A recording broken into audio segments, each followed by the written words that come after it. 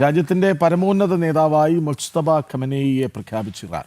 88 അംഗ വിദഗ്ധ സമിതിയുടെ തീരുമാനത്തിന് പിന്നിൽ IRGC ചെലുത്തിയ സമ്മർദ്ദമാണെന്ന് വ്യക്തം. ആയത്തുള്ള സയ്യിദ് മുജ്തബ ഹൊസൈനി ഖമനേയി എന്ന പേരിലായിരിക്കും ഇനി മുജ്തബ അറിയപ്പെടുക. അതേസമയം ഇറാനെതിരായ സൈനിക നടപടിക്കിടെ മരിച്ച അമേരിക്കൻ സൈനികരുടെ എണ്ണം 7ആയി. GCC രാജ്യങ്ങളിൽ ഇറാൻ വീണ്ടും ആക്രമണം നടത്തുന്നുമുണ്ട്. പ്രജിത്ത് ഒപ്പം ചേരുന്നുണ്ട്. പ്രജിത്ത് മോഹനൻ, നോക്കൂ, ആര് രാജ്യത്തിൻ്റെ ഇറാൻ്റെ പരമോന്നത നേതാവായാലും ഞങ്ങൾ തീർത്തിരിക്കും എന്നാണ് ഇസ്രയേലും അമേരിക്കയും നേരത്തെ പറഞ്ഞത്. ഇതിപ്പോൾ IRGCയുടെ പിൻബലത്തിൽ, അതായത് ഖമനേയി ഉണ്ടാക്കി വെച്ച ഒരു സമാന്തര സൈനിക സംവിധാനം, അങ്ങനെ തന്നെ പറയണം. ഒരുപക്ഷെ ആ കാരണത്താലാണ് അവരുടെ സാധാരണ സൈന്യം ഒരിക്കലും അപ്ഡേറ്റഡ് ആവാത്തതും അവരുടെ കയ്യിൽ അത്യാധുനിക സൈനിക സംവിധാനം ഇല്ലാതെ പോയതും. കരയുദ്ധത്തിലൊഴികെ അവർക്ക് പിടിച്ചു നിൽക്കാൻ ഒരു കാരണവശാലും പറ്റാതെ പോകുന്നതും അതുകൊണ്ടാണല്ലോ. ഈ പുതിയ നേതാവിനെ IRGCയുടെ സമ്മർദ്ദത്തിൽ ഇറാൻ തിരഞ്ഞെടുക്കുമ്പോൾ അവിടുത്തെ സാധാരണ ജനങ്ങൾ അതിനെ എങ്ങനെ സ്വീകരിക്കും എന്നാണ്. ഇറാനിലെ സാധാരണ ജനങ്ങളുടെ അവസ്ഥ അറിയാൻ നിലവിലത്തെ സാഹചര്യത്തിൽ പുറം ലോകത്തിന് പോലും കഴിയാത്തൊരു സാഹചര്യമുണ്ട്. കൃഷ്ണരാജ്, ഒന്നും നമ്മൾ മനസ്സിലാക്കേണ്ടത്, ഇപ്പോഴും നമ്മൾ ചർച്ച ചെയ്യാത്തത്, അല്ലെങ്കിൽ ലോകം ചർച്ച ചെയ്യാത്തൊരു വിഷയം, ഈ യുദ്ധം തുടങ്ങിയതിന് ശേഷം ഇത്രയും നാളുകളായിട്ടും ഇറാനിൽ ഇന്റർനെറ്റ് നിരോധനം നിലവിൽ നിൽക്കുകയാണ്.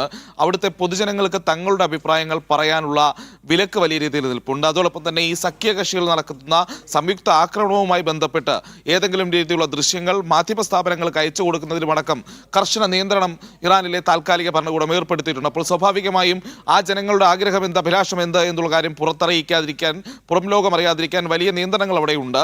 അതവിടെ നിൽക്കട്ടെ. ഈ മുജ്തബ ഖമനേയി എന്ന് പറയുന്ന 55-കാരൻ ഇറാന്റെ പരമോന്നത നേതാവായി എത്തുകയാണ് എന്നുള്ളതാണ് ഇതിൽ ഏറ്റവും ശ്രദ്ധേയമായിട്ടുള്ള കാര്യം.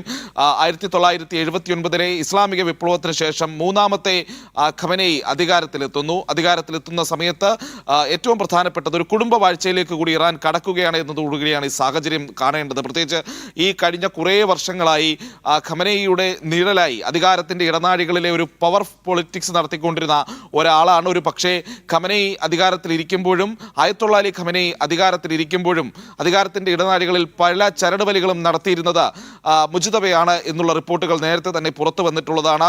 പ്രത്യേകിച്ച് IRGCയിലും അതോടൊപ്പം തന്നെ ബാസിദ് എന്ന് പറയുന്ന അവിടുത്തെ മറ്റ് സായുധ സംവിധാനങ്ങളിലും ഇറാനിലെ സർവകലാശാലകളിലെ വിദ്യാർത്ഥികളുടെ സംഘടനയുണ്ട്. അവിടുത്തെ ഈ മേഖലയിലെ ഈ ഇസ്ലാമിക ഭരണകൂടത്തിന്റെ സ്വാധീനം ഉറപ്പിച്ചു നിർത്താൻ വേണ്ടിയുള്ള സംഘടന, അതിലുമൊക്കെ നിർണായക സ്വാധീനമുള്ള, നിർണായക നിയന്ത്രണങ്ങളുള്ള ഒരാളാണ് മുജ്തബ ഖമനേയി എന്ന് പറയുന്നത്.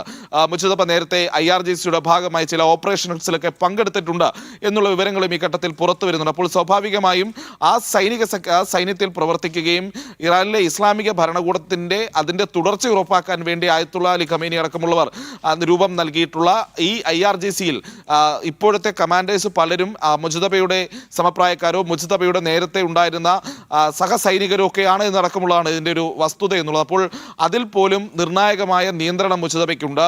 ഒപ്പം ഇറാനിൽ നിന്ന് മറ്റ് ലോകരാജ്യങ്ങളിൽ പലയിടത്തും നടക്കുന്ന പല ബിനാമി ബിസിനസ്സുകൾക്കും നേതൃത്വം നൽകിയിരുന്നതും മുജ്തബയാണ്.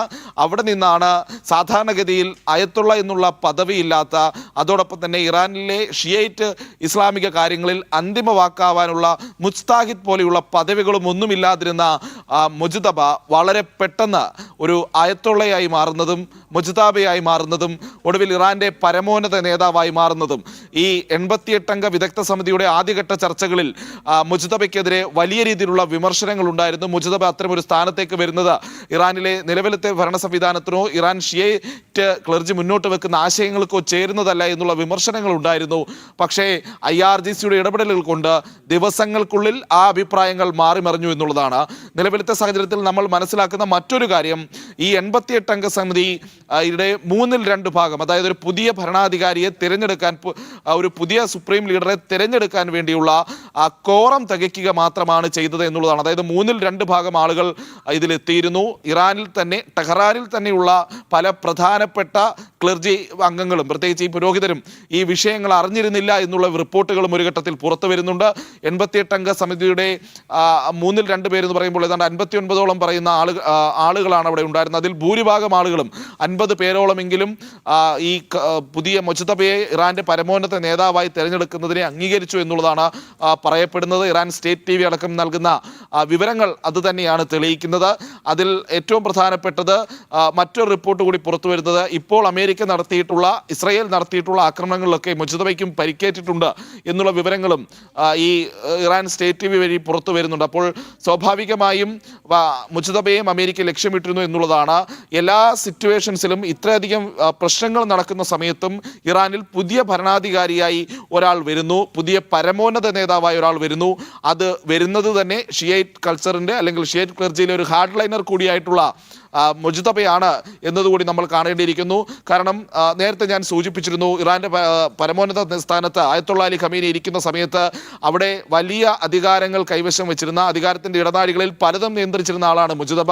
അതോടൊപ്പം തന്നെ ഇറാനിലെ ജനാധിപത്യ പ്രക്ഷോഭരൊക്കെ വലിയ രീതിയിൽ അടിച്ചമർത്താൻ നേതൃത്വം നൽകിയ IRGCയുടെ പല തരത്തിലുള്ള ക്രൂരമായിട്ടുള്ള ആക്രമണങ്ങൾക്കും ഈ പറയുന്ന പ്രക്ഷോഭകരെ അടിച്ചമർത്തുന്നതിനുള്ള പല നീക്കങ്ങൾക്കും നേതൃത്വം നൽകിയിരുന്നത് മുജ്തബയാണ് എന്നുള്ള റിപ്പോർട്ടുകളും നേരത്തെ പുറത്തു വന്നതാണ്. നമ്മൾ ആദ്യഘട്ടത്തിൽ ഈ മുജ്തബയായിരിക്കും ഇറാന്റെ പുതിയ പരമോന്നത നേതാവ് എന്നുള്ള റിപ്പോർട്ട് പുറത്ത്, അല്ലെങ്കിൽ ആ റിപ്പോർട്ട് നൽകുന്ന സമയത്തും ഇദ്ദേഹത്തെ പറ്റിയുള്ള പല വിവരങ്ങളും പുറത്തു വന്നിരുന്നു.